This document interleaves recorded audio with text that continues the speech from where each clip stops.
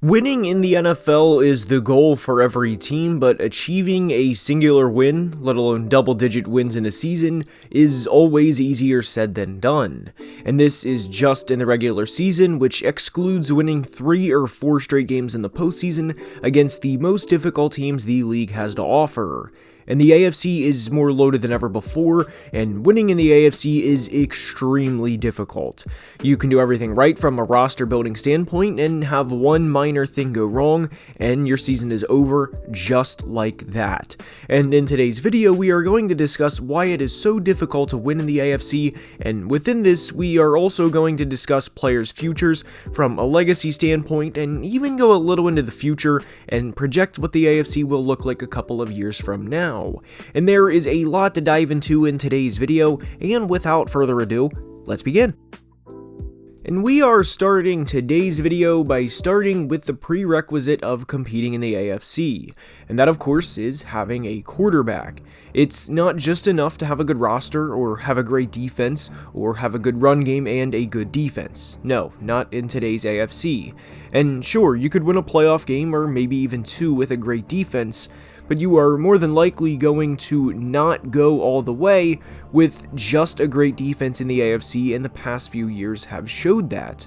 The most recent example is the 2021 Titans, who finished 6th in the NFL in points allowed per game, allowing just 20.8 per game, and they finished the season with a 12-5 record and were the number 1 seed in the AFC. And during the 2021 season, they limited Patrick Mahomes' Chiefs to just 3 points when they came to Nashville, and they were bounced in their first home game of the playoffs, which of course was to Joe Burrow and the Cincinnati Bengals. Now, what's critical to remember here from Joe and the Bengals was this was not a game where Joe and the gang put up 35 points and completely outmatched Tennessee from the start. This was actually a game where Tennessee outrushed them, outgained them, and even had less penalties. But a big reason why the Titans lost was, of course, the turnover battle and not being able to make plays when it mattered most. The game started off with a brutal interception from Ryan Tannehill, as all Jesse Bates did on this play was read his eyes because, and this is not an exaggeration, Ryan Tannehill never took his eyes off his intended target, Julio Jones. And this was the game the Titans sacked Joe Burrow 9 times, and you can very much make the case the Titans should have won this game. Their defense allowed just 19 points all day, and that's even factoring in Tannehill not putting them in great situations like their first defensive drive, for example. That game ultimately set up what has been the AFC Championship game in back-to-back years now, for the first time in a duel, in the playoffs at least, between Joe Burrow's Bengals and Patrick Mahomes' Chiefs. And if you are rebuilding, reloading, or competing for the AFC title, like a lot of teams think they are, by the way, you don't go into the offseason thinking, how are we going to be able to beat Joe Burrow and Patrick Mahomes when it matters most? I mean, you do, but it's not just limited to these 2 guys. Because now it's a true gauntlet of quarterbacks in the conference, and any team for the next few years that gets out of the AFC, I mean guys, that's almost a Super Bowl in itself because of how many damn good quarterbacks and teams there are in the conference. And this especially matters now that there's only one bye week, and how that benefits the 1 seed even more than already having home field advantage. Heading into week 18 this year, we could very easily have 3 teams be 12-4 and be competing for the number 1 seed, and as we know, only one of those 3 will get it. And having Aaron Rodgers traded to the Jets only makes this conference that much more difficult. Had Cincinnati gone to the Super Bowl in 2022, they would have had to go through the Ravens, who are a damn good football team year in and year out, and there's a reason they've won double-digit games in 4 of the last 5 seasons. This same Ravens team beat the Bengals in Week 5 of the 2022 season with a score of 19-17 when Lamar Jackson was playing.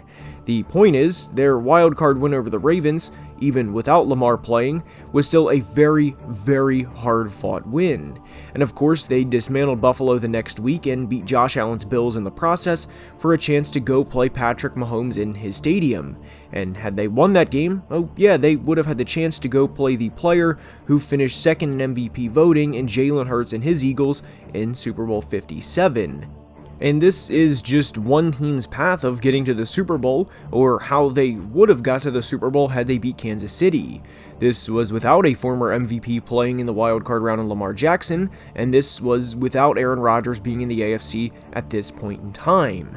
And speculating on who will be in the AFC playoffs this year, I would like to think at minimum these 4 teams will be there.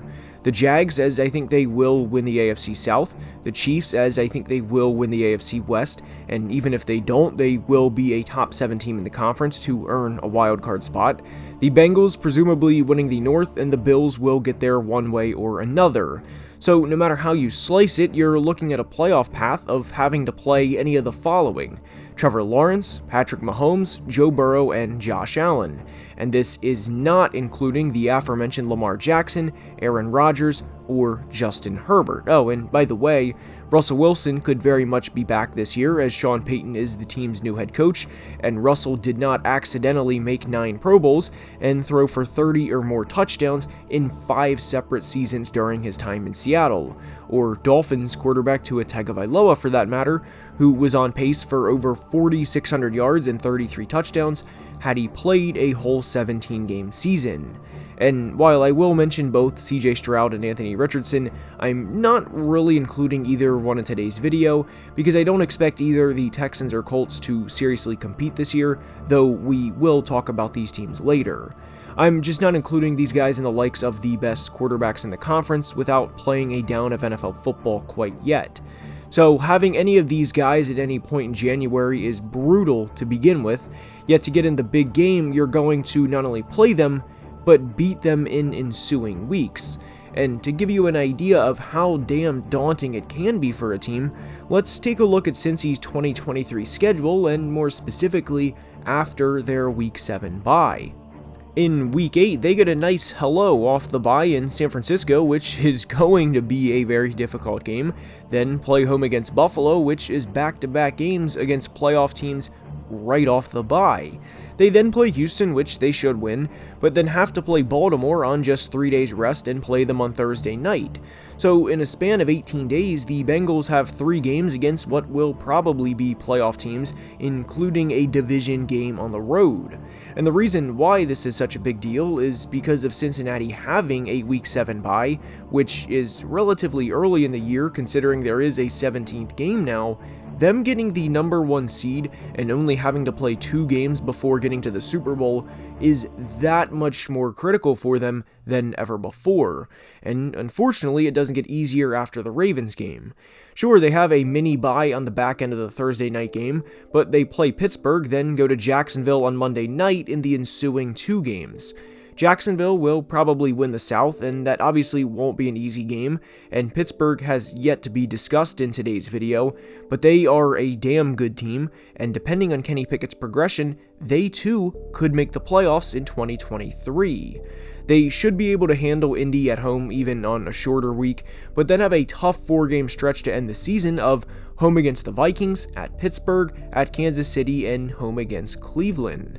Will Cincy go 0-4 during the stretch? No, but it's also not an exaggeration to say this is a brutal 4-game stretch before the playoffs, as the Vikings are not going to be an easy game, and you can probably bet that Justin and Jamar will want to put on a show as they play against each other for the second time in their career, and going to Pittsburgh is never easy, and I'd hope at least that Bengals fans acknowledge that. Playing in Kansas City only 8 days after playing in a very hard-hitting division game on the road is obviously going to be tough, and Cincy also struggles at times with Cleveland. Make no mistake about it, the Bengals are a great team, and I'm not trying to take anything away from them. But don't be surprised if they don't make the Super Bowl this year if they're not the number 1 seed, because everyone will be beat down by the time the wildcard round gets here, let alone the AFC Championship game, which they will be trying to make for the 3rd consecutive year. And what's pretty crazy about the AFC this year is you can make a legitimate case for several teams to win the conference, and while it didn't quite play out like this in the AFC last year, the Cowboys finished 12-5 and were a 5 seed in the NFC, and that could very easily happen in the AFC this year. The Jets, the same Jets who were terrible offensively, beat the Bills with a score of 20-17 when they visited MetLife Stadium and missed the playoffs, largely because they had not even average quarterback play, but horrific play for most of the 2022 regular season. And I know everyone likes to get their jokes in about the same old Jets, but they are going to be scary this year if, and this is a big if, they can stay healthy. They will be competing with both the Bills and Dolphins for the AFC East title, and I think we're at a point where people are legitimately sleeping on the Dolphins and no one is really talking about them heading into the season. Obviously, a lot of their success will be dependent on Tua staying healthy, and for the sake of this video, we will project he does. This team was led by Skylar Thompson in the wildcard round, a mere 7th round rookie quarterback from the 2022 draft, and scratched and clawed their way to a 3-point loss. In the offseason, they added corner Jalen Ramsey, linebacker David Long, who was quietly one of the better signings of free agency, and even added Mike White to be Tua's backup. Will the Dolphins go to the Super Bowl this year? I don't think so, but I'd be lying if I said I didn't think they could make serious noise in the AFC. The big thing with Miami is you cannot, under any circumstance, let either Tyreek Hill or Jalen Waddle get by your safeties, because if they do, just save everyone the time and add 6 points. And to add onto their speed-heavy offense, because of course, why not, they added the speedster from Texas A&M and Devon Achane to be their running back this year, and they will cause problems for teams if they're not careful.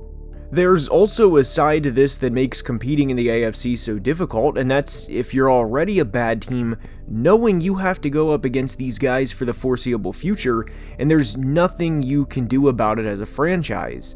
The Texans and Colts were mentioned earlier, and for the Texans specifically within their rebuild, it's about acquiring better talent.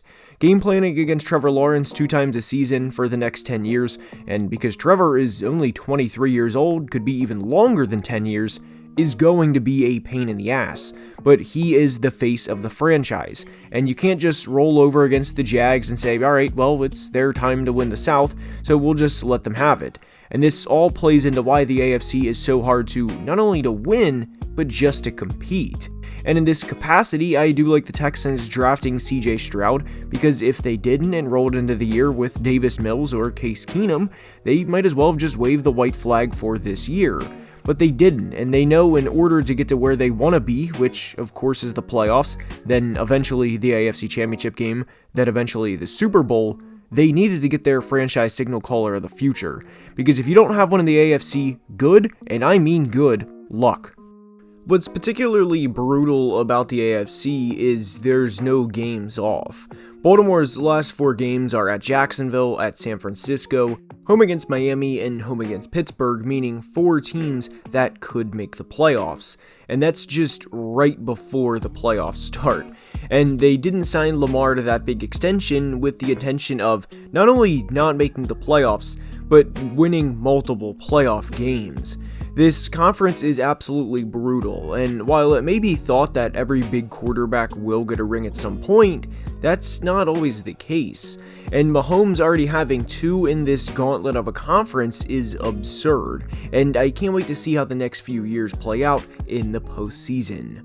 I hope you enjoyed, and if you did, please like the video and subscribe to the channel, as only about 28% of people watching are subscribed, so if you are enjoying, please subscribe, as it tremendously helps the growth of the channel as we close in on 75K. And until next time, please be safe and have a great day. Love you guys.